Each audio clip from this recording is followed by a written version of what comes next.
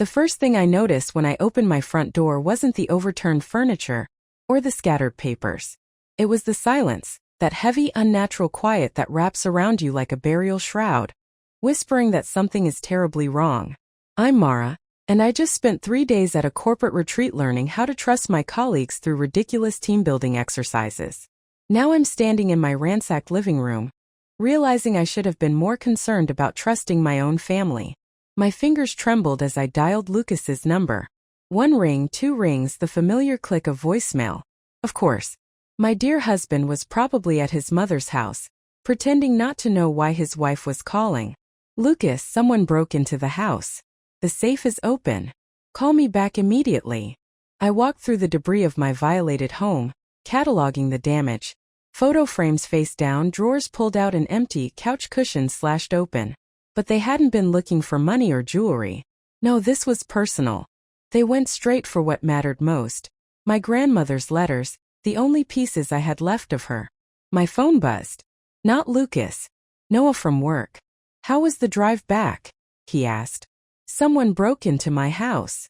My voice cracked. The safe. They knew the combination. Noah, Jesus. Are you okay? Do you need me to come over? No. I know exactly who did this. I kicked aside a torn magazine. Victoria's fingerprints are all over this mess. She's been trying to get those letters for months. Your mother-in-law? Why would she? Because she can't stand that Lucas married someone who won't bow to her every whim. I reached the kitchen, where even the cabinets had been emptied. She thinks those letters prove my grandmother's family wronged hers decades ago. Some ancient real estate dispute she won't let die. Call the police, Noah said. And tell them what? That my mother-in-law used a key my husband probably gave her to steal family documents? That my sister-in-law probably helped because she's bitter about her divorce and wants to hurt someone else's marriage. I laughed, but it came out hollow. They're too smart for that. They'll say Lucas gave them permission. It'll be my word against the entire Whitmore family. The basement door stood open. I hadn't checked down there yet. I have to go, Noah. I need to see what else they took. Mara, wait. I hung up and descended the stairs, each step creaking under my feet. The basement light flickered on, revealing more chaos. But something caught my eye. A small piece of paper trapped under a fallen box. Pulled it free. It was a receipt from the hardware store 3 days ago for a duplicate key. My phone buzzed again. Lucas, where are you? You, I asked before he could speak. At Mom's. Listen, Mara, I can explain. Did you give her a key? Silence. Then, she said she just wanted to look for some old family photos while you were away. I didn't think. You never do think when it comes to her, do you? I crushed the receipt in my fist. Those letters were all I had left of my grandmother, Lucas. The only things that were truly mine. We can talk about this when I get home. No, the word came out sharp enough to cut. We'll talk about this in front of everyone. I'm coming over there right now. And Lucas, tell your mother to prepare for war.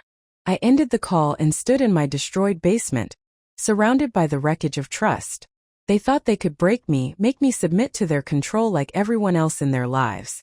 But they had no idea what they just started. Sometimes the most dangerous opponent isn't the one who strikes first. It's the one who knows to strike back harder. Victoria's pristine living room made my skin crawl. Everything perfectly arranged, not a cushion out of place, while my house lay in ruins across town. The family photos on her walls told their own story. Lucas and Tessa's childhood moments carefully curated to show Victoria's version of reality. Not a single picture of my wedding day among them. I have no idea what you're talking about. Victoria's voice dripped honey-sweet poison as she poured tea into delicate cups. Lucas gave me permission to look for old family albums while you were away.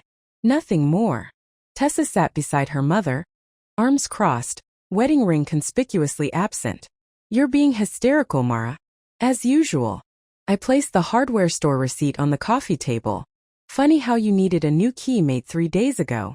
Planning ahead. Lucas shifted in his seat, eyes darting between his mother and me. Maybe we should all calm down. Oh, we're very calm, I said, watching Victoria's perfectly manicured fingers tighten around her teacup. Just like we were calm last Christmas when you went through my phone while I was sleeping. Or last month, when you showed up unannounced at my office to check on me. I worry about my son, Victoria said. Someone needs to look out for his interests. His interests? My laugh felt like broken glass in my throat. Or yours. Mother was right about you from the start. Tessa leaned forward, eyes gleaming. You never understood our family. Always keeping secrets, hiding things in that safe of yours. Those letters belong to my grandmother. Letters that prove your family cheated ours 60 years ago. Victoria's mask cracked. That property should have been ours. Your grandmother knew exactly what she was doing when she... Mother, Lucas warned, too late. I stood slowly, pieces clicking into place. So you admit you took them? Victoria's face smoothed over instantly. I admitted nothing. And you have no proof. You're right. I pulled out my phone, thumb hovering over the record button. But I will. Lucas, are you coming home or staying here? He looked at his mother, then at me, always torn, always choosing the path of least resistance. I think maybe we all need space to cool off. Wrong answer. I headed for the door, pausing to look back at Victoria. You know what's funny? Those letters you stole, they're not even the originals. Just copies I kept as decoys. Grandmother taught me well. Always keep what matters most where manipulative people can't reach it. Victoria's teacup clattered against its saucer. You're lying. Am I? Guess you'll have to wonder about that. Along with what else I might have hidden away. I met Lucas's eyes. Don't bother coming home tonight. Or maybe ever. Mara, wait. He started to rise, but Tessa grabbed his arm. Let her go, she said. She's just trying to manipulate you like always. I closed the door on Victoria's perfectly ordered world and walked to my car. My hands shook as I gripped the steering wheel, but not from fear. The originals were safe, just as I'd said, locked away in a safety deposit box since the day I married Lucas, and saw the hunger in Victoria's eyes when grandmother's letters were mentioned at the wedding. My phone buzzed. No again. How bad was it? He asked. They took the bait. Victoria practically confessed. I started the engine. But I need your help with something else. Remember that security system you installed at your lake house? The one with the hidden cameras? Yeah. Why? Because I'm done playing defense. They want to go through my things. Let's make sure we catch them in the act next time. I pulled away from Victoria's house, watching it shrink in my rearview mirror.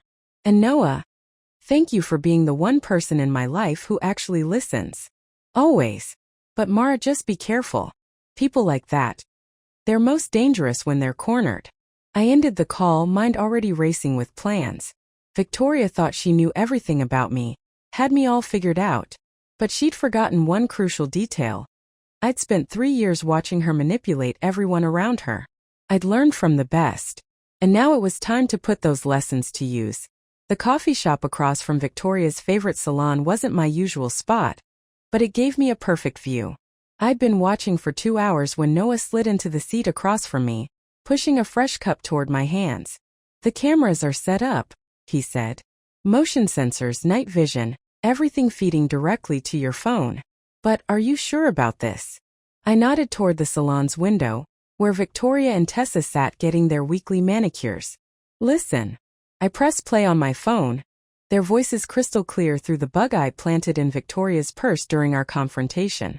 We need those original letters, Victoria was saying. That safety deposit box has to be at her bank downtown, Tessa replied. Lucas says she's been going through their financial records, probably planning to divorce him and take everything. Over my dead body. I didn't spend 30 years building this family's reputation to have her destroy it. We're going back to the house tomorrow while she's at work. There has to be something we can use against her. I stopped the recording. Still think I'm paranoid? Noah's face hardened. We should take this to the police. And tell them what? That my mother-in-law is planning to rob me. I wrapped my hands around the warm cup. They'll say it's a family matter. Besides, I want more than just stopping them. I want them to face consequences, for once in their privileged lives. My phone buzzed. Lucas calling again, 3rd time today. I declined it. He's been sleeping at their house, I said, probably plotting with them, trying to figure out where the originals are. Or maybe he's worried about you. Then he should have worried before giving them a key to our house. The coffee turned bitter in my mouth. Before choosing them over me again. A text from Lucas. Please come home. We need to talk. Home, I muttered. Like that means anything anymore. Noah leaned forward. Mara, I know you're hurt, but... The salon door chimed. Victoria and Tessa emerged, fresh manicures gleaming. They headed toward Victoria's Mercedes, but Victoria paused, looking directly at the coffee shop window. I didn't move. Couldn't breathe. Her lips curved into that knowing smile I'd grown to hate. She knows I'm watching. I stood abruptly. Time to go. They'll be at my house tomorrow at 10 o'clock, according to their usual schedule. That's when we'll catch them. We. Noah raised an eyebrow. I thought you wanted to handle this yourself. I did. I do. I gathered my things, hands shaking slightly. But I can't face them alone anymore. I need someone in my corner. Always, he said, touching my arm gently. Just promise me something. Don't let revenge consume you. I've seen what it does to people. I watched Victoria's car pull away, remembering the day she'd first shown her true colors. Our wedding reception when she'd cornered me in the bathroom. You'll never be good enough for this family, she'd said. One day Lucas will realize that. This isn't about revenge, I told Noah. It's about justice. And maybe saving Lucas from them. Even if he doesn't want to be saved. My phone buzzed again. An unknown number. I opened it and felt my blood freeze. Found something interesting in your grandmother's old law firm records. Tomorrow noon. Riverside Park. Come alone or Lucas learns everything about the Anderson case. Noah noticed my expression. What's wrong? Nothing, I lied, forcing a smile. Just work stuff. I should go prepare for tomorrow. But as I walked to my car, Victoria's words from 3 years ago echoed in my head. One day Lucas will realize that. Maybe she was right. Maybe tomorrow he would. And maybe it was time he did. Riverside Park looked different at noon, colder somehow. I sat on a bench, clutching a manila envelope. Ammunition for whatever game Victoria was playing. The Anderson case files my grandmother had sealed away decades ago. Now a weapon in my hands. A shadow fell across my lap. Not Victoria. Lucas. Lucas. My voice cracked. What are you? Mother told me everything. He sat beside me, leaving careful space between us. About the Anderson case. About what your grandmother did to our family. The envelope felt heavier. Did she tell you how your grandfather tried to blackmail mine? How he threatened to destroy their law firm, unless they gave him that property? That's not. He stopped, rubbing his face. She said you'd try to twist things. Like she twisted you. I turned to face him. When did you give her the safe combination, Lucas? His silence was answer enough. The day after our wedding, I continued. When she convinced you I was hiding something. That's why you've been checking our bank statements, right? Looking for evidence I'm stealing from you. I was protecting our family. Our family. The laugh that escaped me didn't sound like my voice. There is no our family. There's only ever been yours. My phone buzzed. Noah, texting about the cameras he'd installed. Everything was ready for tomorrow's trap. But suddenly it all felt hollow. She's using you, I said softly. She always has. And you let her, because it's easier than standing up to her. You don't understand. I understand perfectly. I stood, dropping the envelope in his lap. Here. The precious Anderson case files. Proof that your grandfather was the one who committed fraud, not mine. Proof that your mother's been lying all these years. He stared at the envelope. How did you get them? From my grandmother's old partner. Turns out he's been waiting years for someone to finally expose the truth. I stepped back. But you know what? Keep them. Burn them. Give them to Victoria. I don't care anymore. Mara, wait. I filed for divorce yesterday. The words hung between us like shattered glass. Lucas's face went pale. You what? Check your email. The papers should arrive today. My hands were steady now. I'm done being the villain in Victoria's story. Done watching you choose them over me. Done pretending we have a marriage worth saving. He stood, reaching for me. We can fix this. I'll talk to Mother. That's exactly the problem. I moved away from his touch. Your first instinct is still to run to her. It always will be. My phone buzzed again. Victoria this time. Where are you? We had a deal. I typed back. Deals change. Ask Lucas about the files. You can't just throw away 3 years of marriage, Lucas said. You already did that when you gave them the key to our house. I started walking away, then paused. You know what the saddest part is? I actually thought I could save you from them. But you don't want to be saved. Mara. Goodbye, Lucas.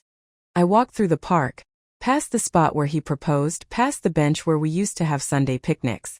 My phone kept buzzing. Victoria. Lucas. Even Tessa. I silenced them all. Only Noah's message got through. Cameras are live. You still want to go through with tomorrow's plan? I stopped at the park exit, looking back one last time. Lucas stood where I had left him, envelope clutched in his hands, looking lost. For a moment my resolve wavered. Then I remembered the ransacked house, the violated safe, 3 years of subtle manipulation and gaslighting. Yes, I texted back. But change of plans. What do you want? I watched Lucas pull out his phone, probably calling Victoria, always running back to Mother. I want to destroy them, I typed. All of them. Because sometimes the only way to save yourself is to burn everything to the ground and start over. The security camera feed flickered on my laptop screen as I sat in my car across the street. 10 minutes until Victoria's usual Thursday morning intrusion. Noah's setup captured every angle of my house. Front door, back door. Even the garden path Victoria loved to criticize. You don't have to watch this, Noah said from the passenger seat. We can just let the cameras record. I need to see it, I said, knuckles whitening around my coffee cup. Need to know exactly how they do it. Right on schedule, Victoria's Mercedes glided to a stop in front of my house. She stepped out, perfectly coiffed as always, followed by Tessa. Then a third door opened. Lucas. The cup crumpled in my grip. He's helping them. They approached the front door, Lucas glancing nervously over his shoulder. Victoria said something, gesturing impatiently. He pulled out a key, not the copy but his original. Jesus, Noah muttered. Mara, maybe we should wait. I grabbed his arm as a fourth figure emerged from the car. The man in the expensive suit walked with authority, carrying a briefcase. He looked familiar. That's James Morton, Noah said. Victoria's lawyer. I've seen him at charity events.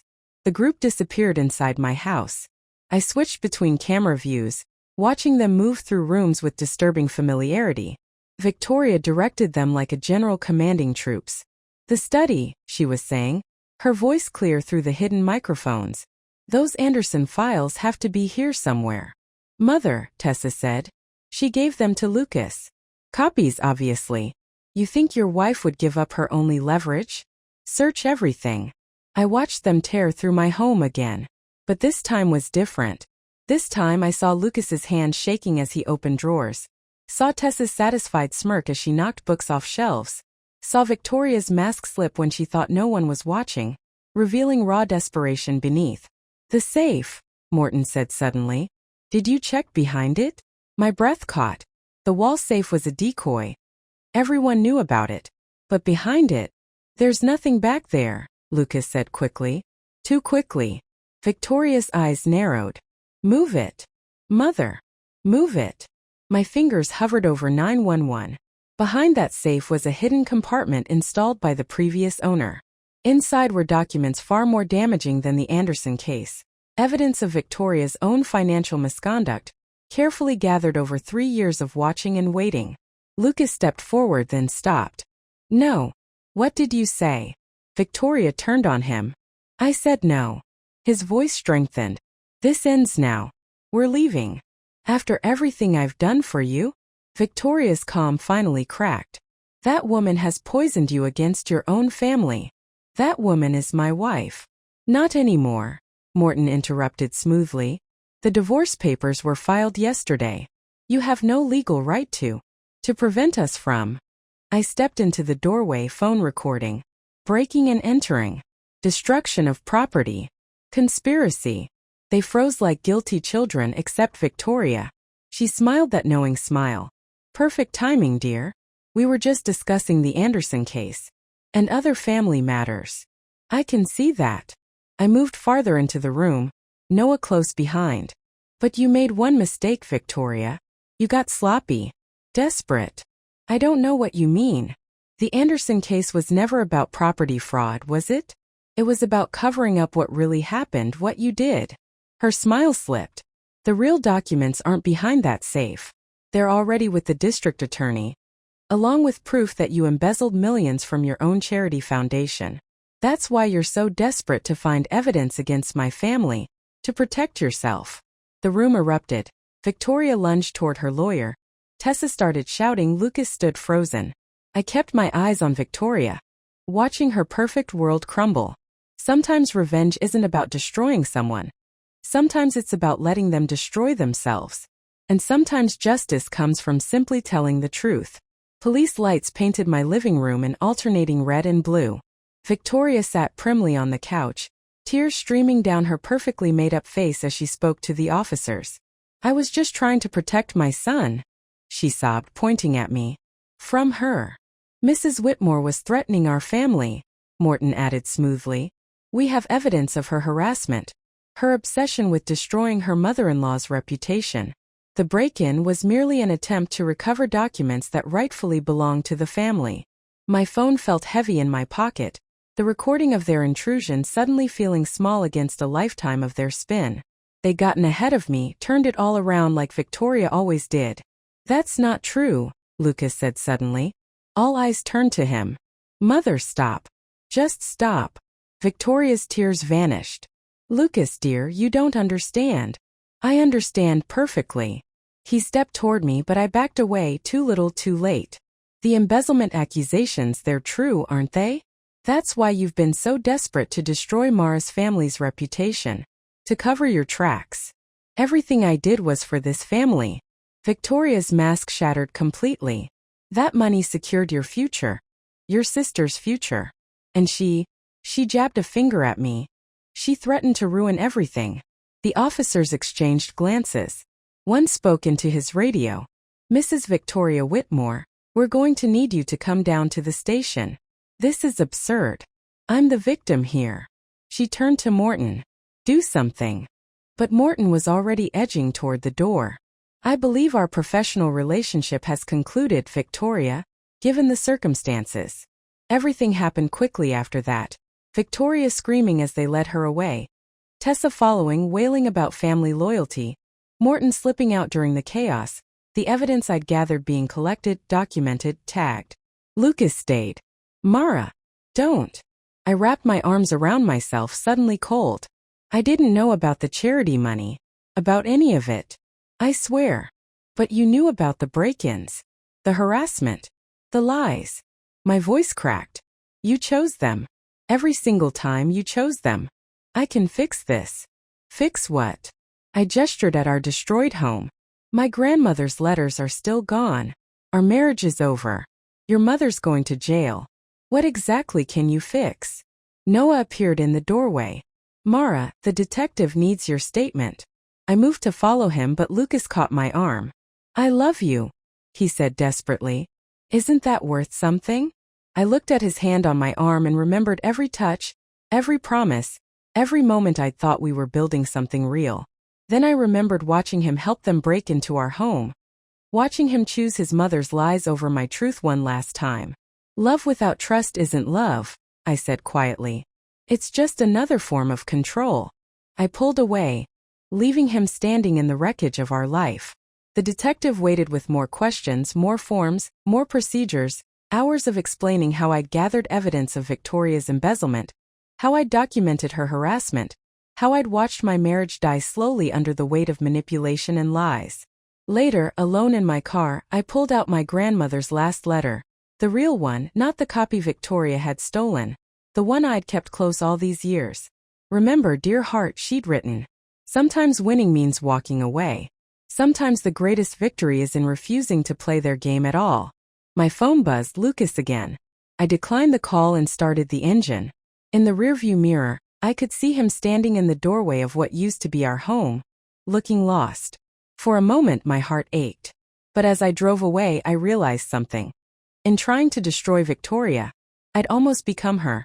Manipulative, obsessed with control, willing to sacrifice anything for victory. Grandmother had been right. The real win wasn't in bringing Victoria down. It was in finally setting myself free. The courthouse hallway stretched endless and cold. I sat on a hard wooden bench watching Victoria's society friends whisper among themselves as they waited for her arraignment. 3 weeks since the break-in, and still they couldn't quite believe their charitable board president was facing embezzlement charges. Lucas appeared at the end of the hall, dark circles under his eyes. Tessa clung to his arm, shooting daggers at me with her gaze. I focused on my phone, pretending to read emails. Mara. His voice was closer than I expected. Can we talk? The divorce papers are with your lawyer, I said without looking up. Just sign them.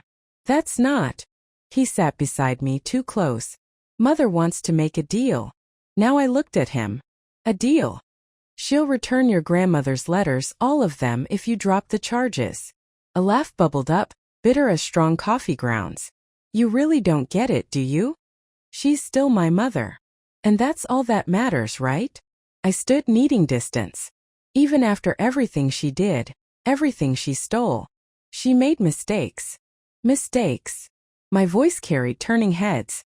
She systematically destroyed our marriage, terrorized me in my own home, and stole millions from her own charity. Those aren't mistakes, Lucas. They're choices. Victoria's lawyer appeared, beckoning to Lucas. Before he could move, the courthouse doors burst open. Noah rushed in, clutching a manila envelope. Got it, he said, breathing hard. Found it in Morton's office. I opened the envelope with trembling fingers. Inside was a single document. A letter from Victoria to her lawyer, dated 3 years ago, the day before my wedding. What is that? Lucas asked. Insurance, I said, scanning the contents. In case I ever threatened her control over you. I looked up just as Victoria entered in handcuffs, flanked by officers. She saw the letter, and for the first time I saw real fear in her eyes. Where did you get that? She demanded. Your lawyer isn't as loyal as you thought. I held up the letter. You documented everything, Victoria. Every step of your plan to destroy me. And now everyone's going to know exactly who you are. You ungrateful little. She lunged forward, but the officers held her fast. Mother, stop. Lucas moved between us. Just stop. Victoria's face crumpled. Everything I did was for you. To protect you from her. From what? Lucas's voice cracked. From being happy. From having a life outside your control. She never loved you like I do. No, I said quietly. I loved him enough to let him choose. You loved him enough to make sure he never could. The whispers around us swelled. Society friends stared in horror as their perfect matron shattered before their eyes. Tessa backed away from her mother, finally seeing the truth she'd helped enable. The arraignment's starting, Noah said softly. I handed the letter to the district attorney waiting nearby, then turned to Lucas one last time. I did love you, I said. But love shouldn't hurt like this. Mara, please. Goodbye, Lucas. I walked away as Victoria was led into the courtroom, her carefully constructed world collapsing behind me. My phone buzzed, a text from my grandmother's old law partner. Found something in the archives. Your grandmother would be proud. Outside, the autumn air felt clean and sharp. Noah caught up with me at the bottom of the courthouse steps. You okay? He asked.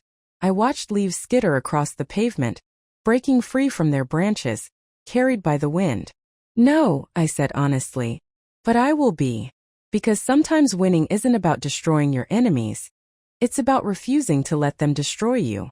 And sometimes the greatest revenge is simply walking away. The last box from my old life sat unopened on my new apartment floor. Through the window, downtown lights glittered like scattered stars, so different from the suburban darkness I'd left behind. My phone lit up. Noah's text about Victoria's sentencing. 5 years for embezzlement. The society pages were already buzzing with scandal. Her carefully crafted reputation shattered like a dropped teacup. A knock at the door made me freeze. I knew that pattern: 3 quick taps, 1 slow. Lucas stood in the hall holding a familiar leather-bound bundle. Grandmother's letters, I said, throat tight. Found them in Mother's study while cleaning out the house. He held them out like a peace offering. They were always yours. I took the bundle, fingers tracing the worn edges. How is she? Angry. Bitter. He shrugged.